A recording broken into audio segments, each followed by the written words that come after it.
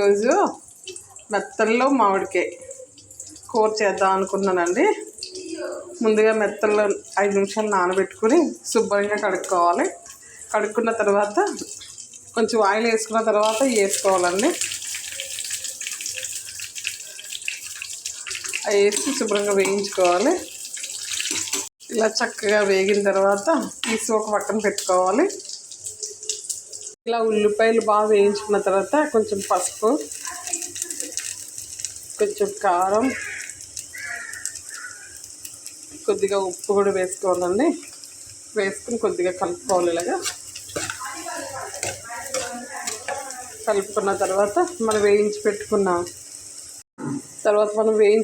ఇవన్నీ మెత్తలు అవి కూడా వేసుకోవాలి. ఇది బాగా కలిపిన తర్వాత లైట్గా వాటర్ వేసుకోవాలండి. ఇలా కొంచెం ఉడికిన తర్వాత మామిడికాయ ముక్కలన్నీ వేసుకోవాలండి. వేసుకుని చిన్న మంటల మీద కొంచెం అలా ఉడికినివ్వాలి. బాగా డ్రై అయిపోయేలా చేసుకుంటే గ్రేవీలాగా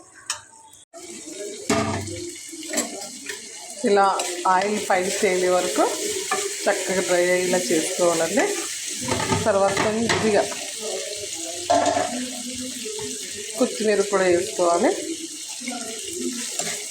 ఇది బాలింతరాలకు చాలా మంచిదండి.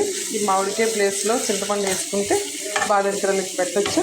చక్కగా పాలు పడితే బాగుంటుంది చాలా కూర.